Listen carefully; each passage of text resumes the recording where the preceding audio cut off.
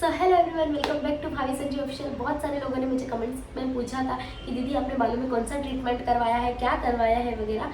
तो मैं सोच रही थी क्यों ना मैं आपको इसका रिव्यू दूँ, बट मैंने सोचा कि थोड़ा टाइम हो जाए तो मेरे बालों में क्या क्या चेंजेस आते हैं, जो मुझे मेरे बालों का एक्सपीरियंस मिलेगा मैं वो शेयर करूँगी। ये सोच के मैंने थोड़ा डिले कर दिया था, क्योंकि जो भी मैंने ट्रीटमेंट करवाया है मेरे बालों में वो मुझे करवाए हुए 5 मंथ कंप्लीट हो गए हैं। इसलिए मैं आप लोगों के साथ में शेयर कर रही हूँ कि मेरे बाल 5 मंथ बाद भी कैसे नेचुरली दिख रहे हैं। 5 मंथ के बाद में भी आप अगर आपके बालों की केयर वगैरह करते हो तो वैसे ही रहते हैं। मेरे बाल 5 मंथ के बाद में भी नेचुरली है, जैसे मैंने करवाए थे वैसे ही है, और मैं मेरे बालों के साथ में बहुत ज़्यादा हैप्पी हूँ।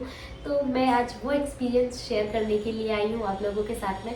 तो कितने मंथ तक के ट्रीटमेंट स्टे करता है, कौन कौन सा प्रोडक्ट यूज़ किए जाते हैं, क्या बाल टूटते हैं या नहीं टूटते, हेयर फॉल होता है या फिर आपको ऑयलिंग करनी है या नहीं, कैसे क्या करना है और कैसे होता है इसका प्रोसेस। तो आज हम उन सब के बारे में बात करेंगे, उन सारे सवालों के जवाब देने के लिए आई हूँ आज मैं। तो स्टार्ट करते हैं, लेट्स गेट स्टार्टेड। तो सबसे पहले हम जानते हैं स्ट्रेटनिंग के बारे में, जो रिबॉन्डिंग स्ट्रेटनिंग होती है उनके बारे में। तो ये जो ट्रीटमेंट होता है ये बहुत ज़्यादा करली हेयर्स होते हैं, बहुत ज़्यादा वेवी होते हैं जिनके, या फिर इतने फूले फूले बाल होते हैं उनके लिए होता है। इसमें हीट देंगे तो वो स्ट्रेट होते हैं, वरना करली बाल वगैरह वेवी होते हैं वो जल्दी स्ट्रेट नहीं होते, ये उन बालों के लिए होता है। देन इसके बाद में आता है सेकंड ट्रीटमेंट होता है, वो होती है स्मूथनिंग। जो ज़्यादा वेवी नहीं है आपके बाल, ना ज़्यादा थिन है ना ज़्यादा हेवी है, तो उन बालों के लिए होती है स्मूथनिंग। उसमें आपके बालों को मतलब एक अलग ही तरह की शाइन मिलती है और बहुत ज़्यादा स्मूथ हो जाते हैं एंड स्ट्रेट भी हो जाते हैं। 75% तक स्ट्रेट हो जाते हैं आपके बाल। एंड देन इसके बाद में आता है थर्ड हमारा केराटिन। केराटिन एक ऐसा ट्रीटमेंट है जिसमें बालों को सिर्फ और सिर्फ प्रोटीन दिया जाता है। उसमें ना तो आपके बाल स्ट्रेट होंगे, ना ही ज़्यादा उनमें कुछ शाइन वगैरह आएगी। एक तरह का प्रोटीन दिया जाता है। आपके बाल कुछ टाइम के लिए, मतलब हफ्ते भर के लिए, जब तक या फिर आप वॉश नहीं करवा लेते उन बालों को ट्रीटमेंट करने के बाद में, तब तक वो आपके बाल नॉर्मली थोड़े बहुत स्ट्रेट लगेंगे 10% तक, उससे ज़्यादा नहीं लगेंगे। ये रियल फैक्ट है। बिकॉज ऑफ हम 3 सिस्टर हैं तो हम तीनों ने अलग अलग करवाया हुआ है। तो हमने, जब मेरी थर्ड वाली सिस्टर थी वो केराटिन करवा के आई थी, तो हम लोग उससे पूछ रहे थे कि हम लोग बहुत ज़्यादा एक्साइटेड थे कि कैसा होता है। सबसे पहले उसने ही करवाया था तो मैं उसका भी आपको बता रही हूँ। तो वो करवा के आई तो हमें पता नहीं चला कि वो क्या करवा के आई। हम लोग बार बार एक ही क्वेश्चन कर रहे थे कि तूने बालों में क्या करवाया, किया भी है या नहीं किया है, क्योंकि वो जैसे नेचुरल थे वैसे ही दिखते हैं आपको केराटिन में बाल। सो आई होप आपको ये तीनों डेफिनेशन समझ में आ गई होगी। तो अब बात करते हैं कि मैंने कौन सा करवाया है। तो मैं आप लोगों को बता दूं कि मैंने स्मूथनिंग करवाया है, क्योंकि मेरे बाल काफ़ी हद तक स्ट्रेट ही थे बट बहुत ज़्यादा जड़ रहे थे। तो मैंने, और मेरी वेडिंग भी थी, प्री वेडिंग, उस अकॉर्डिंग मैंने करवाए थे कि काफ़ी अच्छे लगेंगे, क्योंकि छोटे छोटे बाल यहाँ से निकलते हैं ना तो वो बहुत गंदे लगते हैं। इसलिए मैंने स्मूथनिंग करवाया था। और मुझे बाल नेचुरली चाहिए थे बट मेरे बालों में शाइन नहीं थी, इसलिए मैंने स्मूथनिंग का लिया था। तो सबसे पहला क्वेश्चन हमारे माइंड में आता है कि हमें कैसे पता चलेगा कि हमें हमारे बालों में कौन सा ट्रीटमेंट करवाना चाहिए। तो सबसे पहले आपको सैलून जाना है और वहाँ पे आपको बात करनी होगी। तो वो आपको बालों को चेक करेंगे, देन उसके बाद में बताएंगे कि आपको किस चीज़ की ज़रूरत है आपके बालों को, मीन्स आपको कौन सा ट्रीटमेंट करवाना चाहिए आपके हेयर्स में, तो वो आपको बताएंगे। तो मुझे उन लोगों ने ही सामने से बताया था कि आपको स्मूथनिंग करवाना चाहिए। मैंने जस्ट इतना बताया था उनको कि मेरे बालों में मुझे थोड़ी शाइन चाहिए और थोड़े बहुत स्ट्रेट चाहिए, मतलब नॉर्मली वेवी थे मेरे बाल। तो उन्होंने बोला कि आपको स्मूथनिंग करवानी होगी तो आपके बाल एकदम शाइन भी हो जाएंगे और 75% तक स्मूथ भी हो जाएंगे। तो मैंने स्मूथनिंग करवाया। उसी तरीके से आपको जो करवाना है आप उनसे पहले कंसल्ट कर लें, देन उसके बाद में जो वो आपको बताएंगे उस तरीके से आप बालों को वो ट्रीटमेंट कर सकते हैं। तो थर्ड क्वेश्चन है हमारा कि इसका कितना चार्जेस लगा आपको और कितने में पड़ी आपको स्मूथनिंग करवाने में, आपको कितना पैसा लगा। तो मैं आप लोगों को बता दूं कि आपके लेंथ के अकॉर्डिंग होगा, ये आपके बाल कितने ज़्यादा थिन है या कितने ज़्यादा थिक है उसके ऊपर डिपेंड करता है। तो मेरा हो गया था, तो मेरा हुआ था 2000 में, उन्होंने मुझे 2000 बताए थे। और क्योंकि मेरे ज़्यादा थिक बाल नहीं है, थिन ही थे, इतने ज़्यादा नहीं थे, सिर्फ वो बाउंसी थे मेरे काफ़ी, इसलिए तो उस वजह से उन्होंने मेरा 2000 बताया था। देन उसके बाद में मैंने शैम्पू लिया था, उसका चार्जेस अलग से था, वो मुझे 1000 रुपीज़ का शैम्पू पड़ा। और सीरम दिया था मुझे, वो कुछ 300 या 400 का कुछ था समथिंग, वो मैं अभी आप लोगों को बताऊंगी आगे। तो उन्होंने मुझे बताया था कि हेयर वॉश करने के टाइम पे आपको ये दोनों शैम्पू और कंडीशनर यूज़ करने हैं। देन 2-3 बार आपको दिन में सीरम अप्लाई करना होगा, या फिर आप कहीं बाहर जाते हो, पॉल्यूशन में जाते हो, मिट्टी वगैरह गिरती है, डस्ट लगता है, तो आपको सीरम अप्लाई करके जाना है। इसके बाद क्वेश्चन आता है हमारा कि आपने कौन कौन सा प्रोडक्ट यूज़ किए थे। तो मैं आप लोगों को बता दूं, मेरा स्ट्रिक्स का जो प्रोडक्ट था उससे मेरे बालों में स्मूथनिंग की गई थी। उसके बाद में मुझे शैम्पू भी ये वाला दिया गया था स्ट्रिक्स का ही, और कंडीशनर भी यही वाला है। सॉरी, ये वाला शैम्पू है, ये वाला कंडीशनर है, तो मुझे ये दोनों दिए गए थे। तो ये मुझे पड़े थे कुछ 1000 रुपीज़ में। एंड देन उसके बाद में मुझे दिया गया था ये सीरम, ये भी स्ट्रिक्स का ही है, ये देख सकते हैं आप लोग। तो ये भी मुझे कुछ बता देती हूँ आप लोगों को मैं, 320 का पड़ा था, मतलब 300 का पड़ा मुझे। तो ये तीनों प्रोडक्ट मैंने यूज़ किए, इसके अलावा मैंने कुछ भी अपने बालों में यूज़ नहीं किया। तो इसके बाद में हमारे माइंड में क्वेश्चन आता है कि हम ऑयलिंग कर सकते हैं या नहीं कर सकते।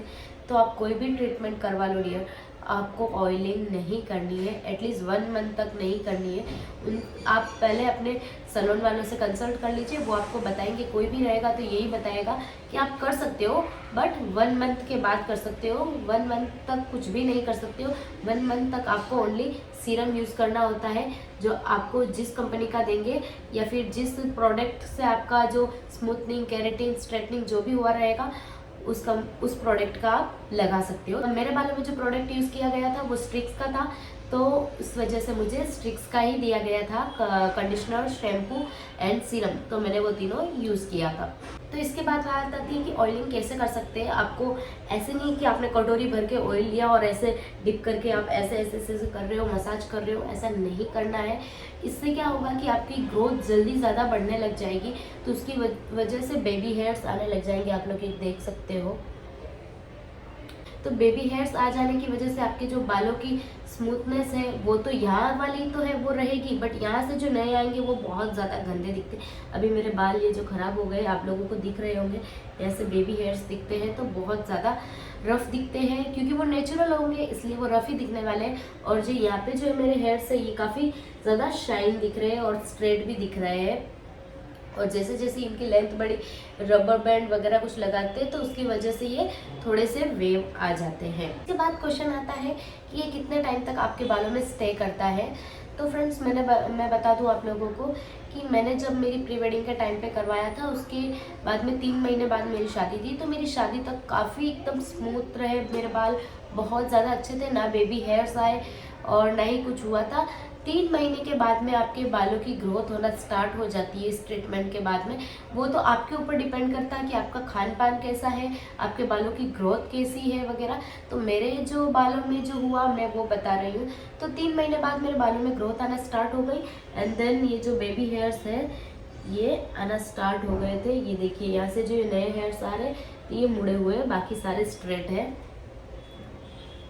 तो इस वजह से मैं अपने बालों को ऐसे रखती हूँ कि ये स्ट्रेट दिखते हैं। तो बाद क्वेश्चन आता है कि आपके हेयर्स टूटते हैं, उसके बाद में बाल गिरते हैं या नहीं गिरते हैं। 50 या 100 बाल रोज के टूट रहे हैं तो वो एक नॉर्मल चीज़ है। अगर उससे ज़्यादा टूट रहे हैं तो फिर आप वहाँ सैलून में जाके उनसे बात कर सकते हैं, या फिर किसी होम्योपैथिक वगैरह के पास जा सकते हैं, डॉक्टर से आप कंसल्ट कर सकते हैं। अब क्वेश्चन आता है कि इसके फ़ायदे क्या है और नुकसान क्या क्या है। तो इसके फ़ायदे तो मैं बता दूं कि आपके बाल बहुत ज़्यादा शाइन करेंगे, बहुत ज़्यादा स्ट्रेट लगेंगे, बहुत ही अच्छे लगेंगे आपके बाल, ऐसे लगेगा कि आप परी हो। बट इसके जो नुकसान है वो भी मैं आप लोगों को बता देती हूँ कि आप इसको करवाने के बाद में आपको ज़्यादा धूप में नहीं जाना है, ना आपको धूल मिट्टी पोल्यूशन में जाना है। आपके बालों में बहुत ज़्यादा डैंड्रफ हो जाएगा, बहुत ज़्यादा स्कैल्प में खुजली होने लगेगी, इचिंग्स होगी, इरिटेशंस होगी, और आपके बाल भी थोड़े बहुत टूटेंगे। मीन्स कि आपके 50 या 100 बाल टूटते हैं तो वो एक नॉर्मल बात है, उससे ज़्यादा टूट रहे हैं तो आप सैलून वाले के पास जाइए या फिर डॉक्टर के पास जाइए और उसका ट्रीटमेंट करवाना होगा आपको। सो मेरे बाल टूटे थे वो मैं आप लोगों को बता देती हूँ। मेरे बाल जो थे ये ट्रीटमेंट करवाने से पहले और भी ज़्यादा टूटते थे, मतलब बहुत ज़्यादा टूटते थे, क्योंकि होम रेमेडीज़ मैं देख देख के यूट्यूब से वगैरह सब कुछ करती थी। तो मेरे बालों में बहुत ज़्यादा, मतलब कि बहुत बेजान हो गए। दही, मेथी, अनियन, करी पत्ता और पता नहीं क्या क्या लगाना था। सिर्फ मैंने गाय का गोबर में ही लगाया होगा, मेरी मम्मी बोलती है। बाकी मैंने सारे ट्रीटमेंट कर लिए थे, उसकी वजह से मेरे बाल बहुत ज़्यादा टूट रहे थे। टूट रहे थे। तो इस ट्रीटमेंट के करवाने के बाद में थोड़े कम हुए हैं, बट वो एक साथ जैसे स्ट्रेट बाल करवा लिए तो वो स्ट्रेट के स्ट्रेट थे, स्मूथनिंग होने के बाद में स्ट्रेट हो जाते तो वो एक साथ गिरने लगे। तो मैं काफ़ी ज़्यादा टेंशन में आ गई थी, बहुत ज़्यादा टूटने लगे। तो फिर मैं सैलून वाले के पास में गई और उनसे उन्हें बताया मैंने, तो उन्होंने स्पा किया था। आप बालों में स्पा करवाते रहेंगे तो आपके बालों को कोई इफेक्ट नहीं होगा, एटलीस्ट आपके 1 ईयर तक भी नेचुरली रहेंगे। यहाँ से जो बेबी हेयर्स आते हैं ना, वो भी स्ट्रेट के स्ट्रेट ही दिखेंगे और शाइनिंग दिखेंगे अगर आप स्पा करवाते हो तो।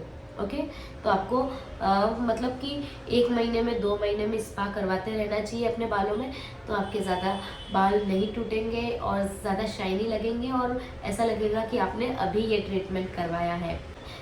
तो अब क्वेश्चन आता है कि आपको बालों की केयर कैसे करनी है।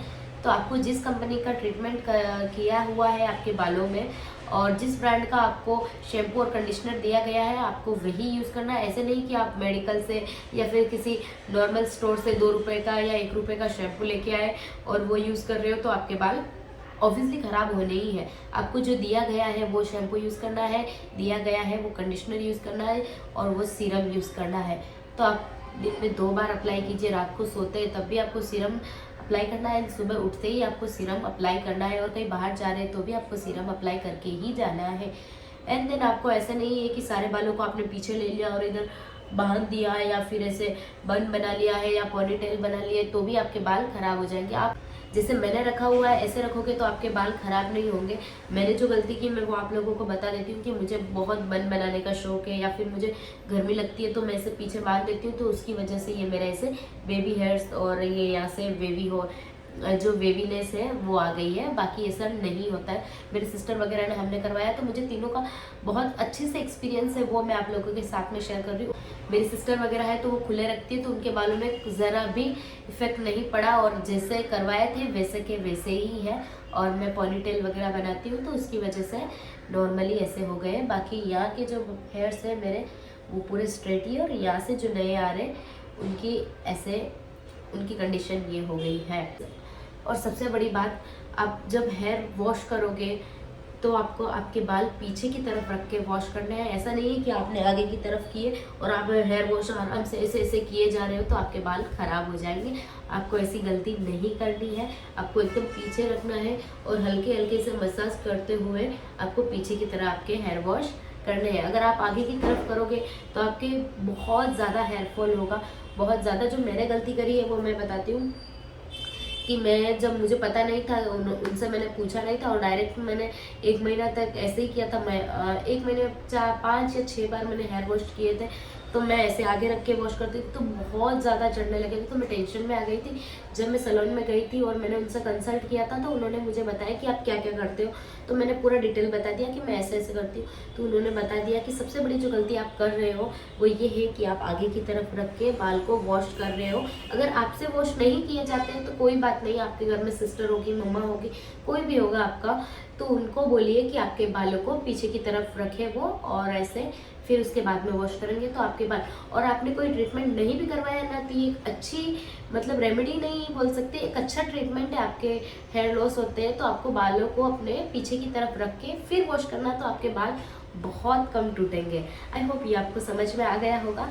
और अब मैं आप लोगों को बताती हूँ कि जो मेरे साल भर में हेयर लॉस हुए थे होम रेमेडीज़ करने से, सो प्लीज़ इस होम रेमेडी के चक्कर में मत आइए।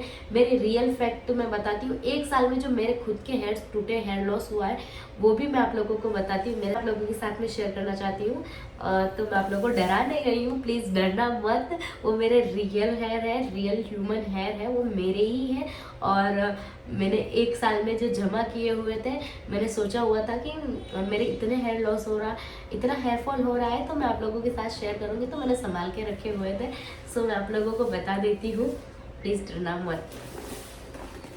सो ये बैग है, इसमें मैंने जमा करके रखे थे मेरे रियल हेयर है। ये आप लोग देख सकते हो कि मैंने कैसे डाले हुए हैं, ये रियल दिख रहे होंगे आपको। इतने सारे हेयर, ये देखिए, ये मेरे रियल बाल है। रोज मैं ऐसे ऐसे ऐसे करके डालती हूँ वो। तो फ्रेंड्स, ये रियल ह्यूमन हेयर है, ये मेरे ही बाल है। सो इनको मैंने 1 साल से संभाल के रखा हुआ है और अभी भी टूटते हैं मेरे बाल, तो मैं इसी में जमा कर रही हूँ। तो आप लोगों ने जैसे देखा ये मेरे रियल बाल थे और 1 साल में जितने भी टूटे हैं मेरे बाल, तो उसकी वजह से मैं बहुत ज़्यादा परेशान थी और बहुत ज़्यादा थिन हो गए थे। उसके बाद मैंने ये ट्रीटमेंट करवाया, तो उसके बाद भी टूटे मुझे बाल, बट मैंने जैसे बोला आपको बताया कि अभी आपको कैसे कैसे अपने बालों का रख रखाव रखना है, कैसे देखभाल करनी है उनकी, तो आपके बाल नहीं टूटेंगे। और आपके बालों में बहुत ज़्यादा डेंड्रफ हो गया, तो ऐसे नहीं कि आप नींबू वगैरह कुछ भी यूज़ कर लें, नहीं, आपको बालों में ऐसा कुछ ही यूज़ नहीं करना है। पहले आप डॉक्टर से मिलिए या फिर सैलून वाले से कंसल्ट कीजिए, स्पा करवाते रहिए। और जो मैंने जो शैम्पू यूज़ किया उससे थोड़े बाल ड्राई ज़रूर होते हैं, बट आपको एक बार आप वॉश करोगे हफ्ते में, तो आपको 1 हफ्ते के लिए खुजली मतलब ख़त्म हो जाएगी जड़ से। आपको बिल्कुल बालों में, स्कैल्प में यहाँ पे खुजली नहीं होगी। तो मैं प्राइस के साथ में वो शैम्पू का नाम और शैम्पू की फ़ोटो यहाँ पे अटैच कर दूँगी, तो वहाँ आप देख सकते हैं और फिर खरीद सकते हैं। जो भी आपको प्रोडक्ट वगैरह बताए, ये कोई भी स्पॉन्सर नहीं है, ये रियल है, मेरे हैं, वो मैं आप लोगों के साथ में शेयर कर रही हूँ। ऐसा नहीं है कि कोई मुझे पैसे दे रहा है और मैं आप लोगों को बता रही हूँ, नहीं डियर, ये मेरे जो मैंने जो यूज़ किया है, जो प्रॉब्लम मेरे साथ हुई है, वो मैं आप लोगों के साथ में शेयर कर रही हूँ। अभी भी मेरे बालों में आप लोग देख सकते हो कितनी ज़्यादा शाइन है, और मैं आप लोगों को बता देती हूँ, अभी मेरा एक भी हेयर नहीं टूट रहा है। अगर आप अपने बालों की केयर करोगे तो आपके बाल बिल्कुल भी नहीं टूटेंगे। और जो ये हेयर्स मैंने बताए थे आप लोगों को, वो मेरे पहले टूटते थे और करवाने के बाद में भी टूटने लगे थे, बट जैसे जैसे आप केयर करोगे, आप अपने बालों का ध्यान रखोगे, तो आपके बाल बिल्कुल भी नहीं टूटेंगे। आप लोग अच्छे से देख सकते हो कि एक भी बाल नहीं टूटा है, देख सकते हो आप, ऐसे करने पर भी नहीं टूट रहे हैं मेरे हेयर्स। और मैं इस ब्लॉग को यही एंड करूँगी। इफ़ अगर आपको ये ब्लॉग अच्छा लगा हो तो लाइक कर देना, शेयर कर देना एंड कमेंट कर देना, और बहुत ज़्यादा शेयर कीजिए ताकि ये नॉलेज लोगों में जाए, आपकी फैमिली एंड फ्रेंड्स में, और उनके अगर हेयर लॉस हो रहा है या उनके बालों से रिलेटेड कोई इशू है तो उनका भी ठीक हो जाए कि कैसे वॉश करना है, कैसे क्या करना है। और अगर आपको कोई भी प्रॉब्लम है हेयर रिलेटेड तो वो मुझसे शेयर कीजिए, उसके बारे में भी मैं आप लोगों के साथ में ब्लॉग ज़रूर शेयर करूँगी। And thank you for watching, bye bye, love you.